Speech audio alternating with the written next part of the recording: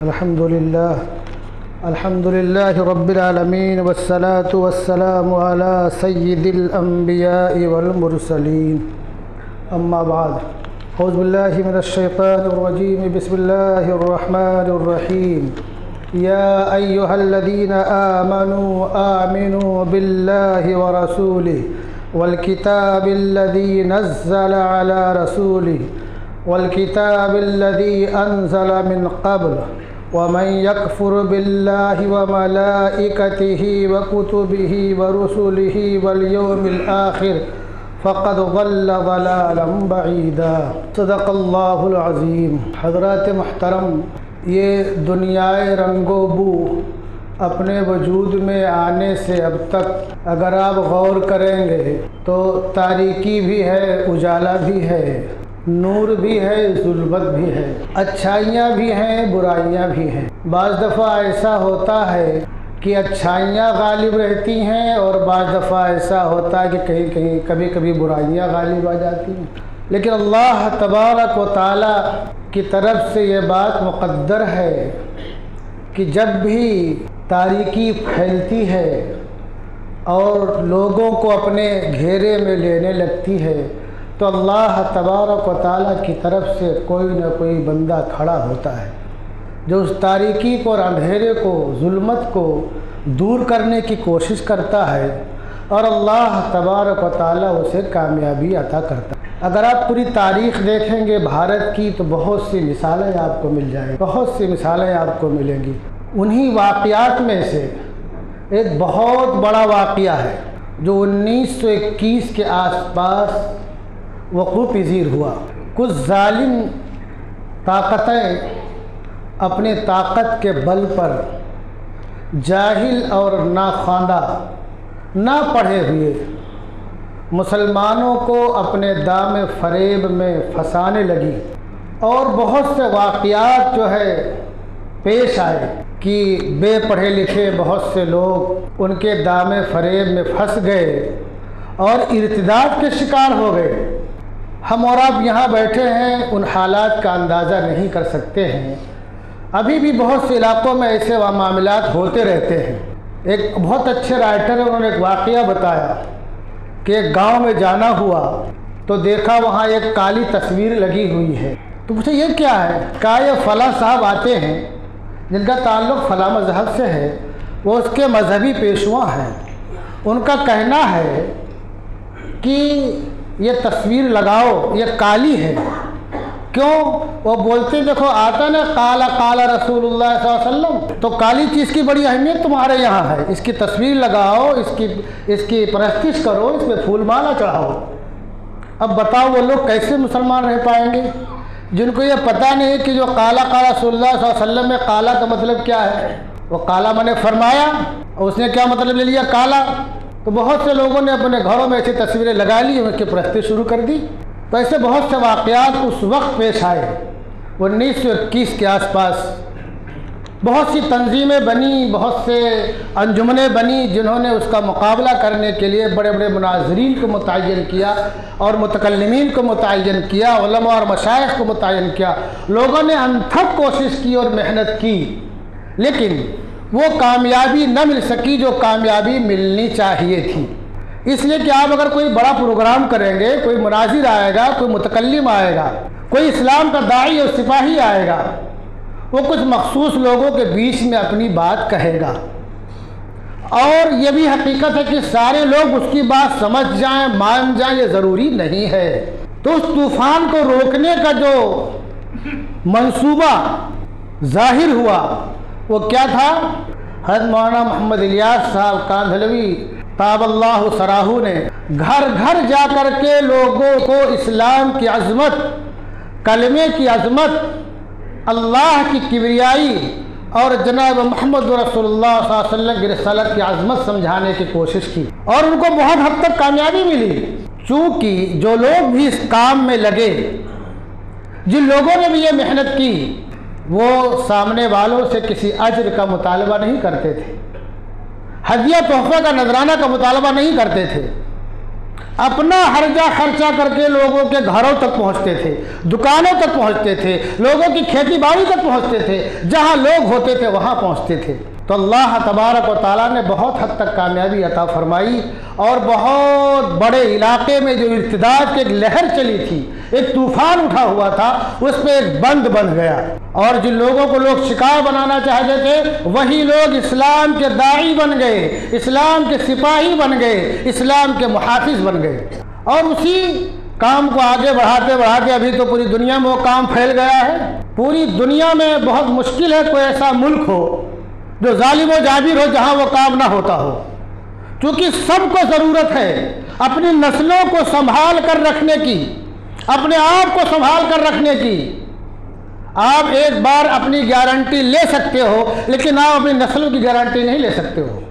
اس کی وجہ یہ ہے، بہت بڑی وجہ ہے، آج کل کیا ہے، یہ تعلیم کا زمانہ ہے، اور تعلیم حاصل کرنی چاہیے۔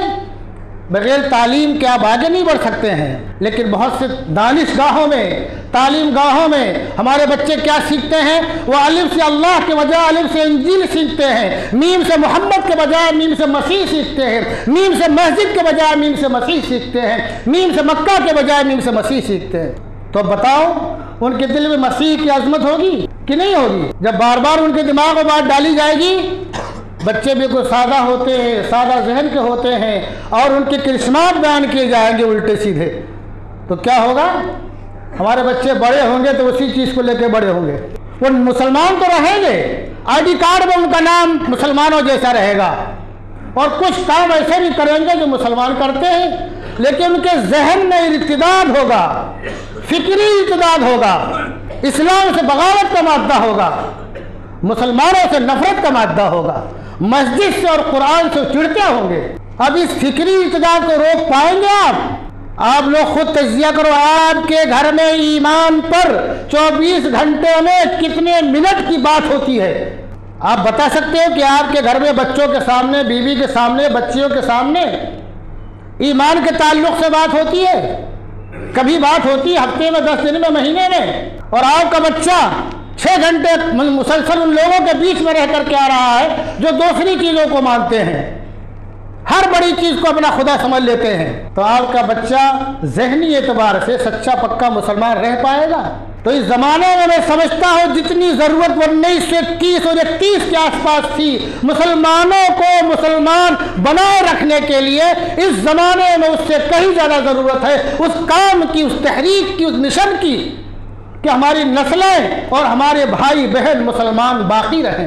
اب غور کرو، تجزیہ کرو، کتنے لوگ مرتد ہو رہے ہیں، کس کس طرح کے لوگ مرتد ہو رہے ہیں، ہماری بہنیں بیٹیاں کہاں جا رہی ہیں؟ اگر ہماری بہنوں اور بیٹیوں کے ذہن میں یہ بات بیٹھی ہوتی کہ دنیا چند روزہ ہے، اصل زندگی آخرت کی ہے، اور ایمان وہ قیمتی سرمایہ ہے جس کے مقابلے میں دنیا کی ساری سلطنتیں اور سارے مال و زر ہیچ ہے، ان کی کوئی قیمت نہیں ہے، تو ہماری بہنیں اور بیٹیاں کبھی مرتد نہ ہوتی۔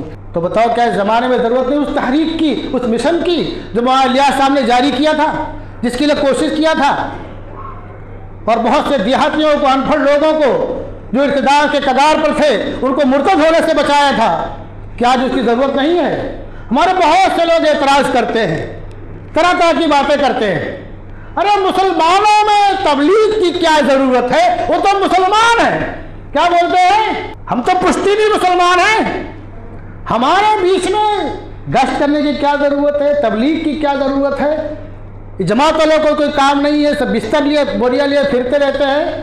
سن لو مسلمانوں، غور کر کے، میں نہیں کہہ رہا ہوں، قرآن کی آیت سنو مسلمانوں، یہ آیت نمبر 136 ہے، سورہ نساء سورت نمبر 4 پارہ نمبر 5۔ اللہ خود کہہ رہا ہے، اللہ خود کہہ رہا ہے کہ اللہ کیا کہتا ہے، یا ایھا الذین آمنوا آمنوا، یا الذین آمنوا آمنوا باللہ ورسولہ والکتاب الذی نزل علی رسولہ۔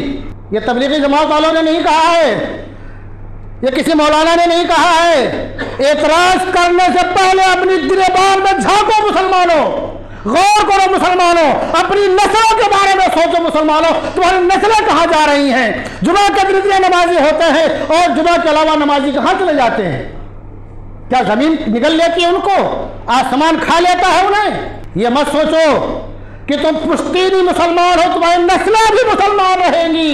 अल्लाह तबारक व तआला ने एक वाक़या नकल किया है। वो वाक़या कहाँ पे है?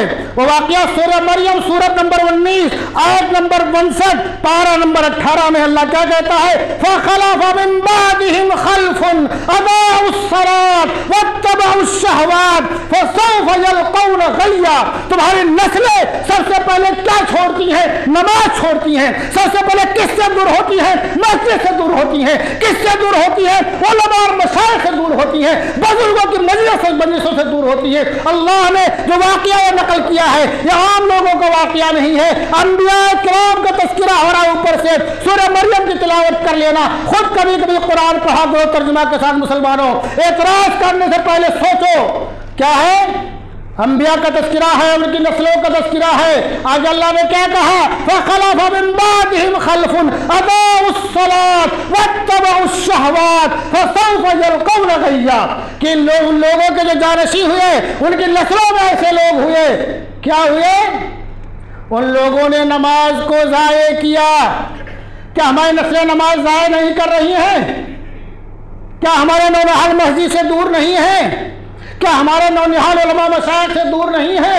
क्या हमारे नौनिहाल वो लोग जो कि दीन की बात बताते हैं उनको देख के भागते नहीं गली कूचे में, कभी पकड़ लेंगे कुछ बातें सिखाएंगे? सबसे पहली चीज क्या है?